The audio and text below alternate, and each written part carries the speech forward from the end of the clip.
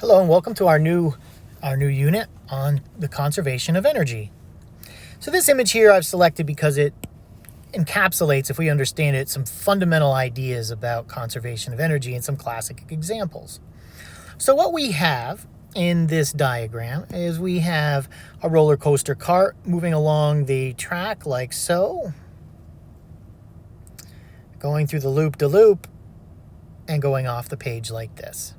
And so we know from our experience that as a cart climbs, it will get near the top, and then it will speed up and go faster and faster and faster as it goes to the bottom. And then as it goes back up the other side, it will slow down. Well, these are concepts related to potential and kinetic energy. And so what we have overall is an energy of the system, which we will call E0. And the law of conservation of energy says that the total amount of energy will remain the same.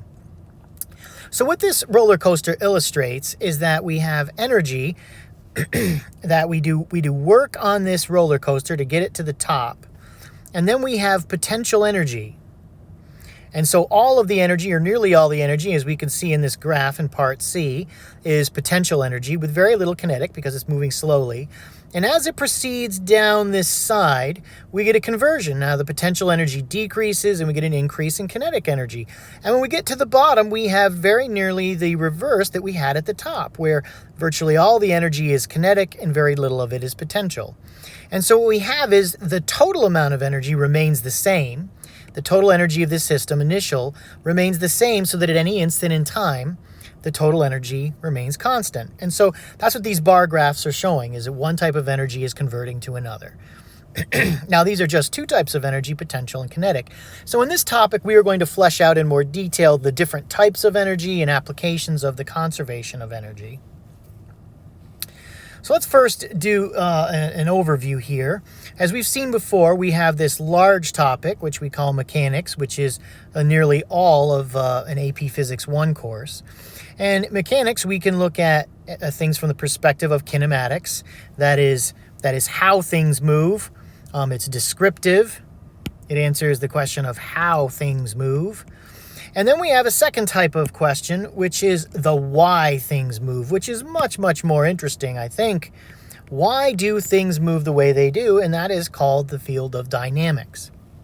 And we've already investigated in dynamics the law of conservation of momentum. And we are now looking at that second of most important ideas, the conservation of energy.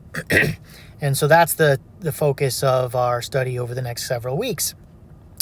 Now, I've also said in the past that forces are a concept that are an outgrowth of both the conservation of energy and momentum. And also there are connections to kinematics as well. But in any case, we are looking at conservation of energy, and that's how it relates to mechanics. So within this field, there are a number of topics. We have our overview, which we are finishing up now.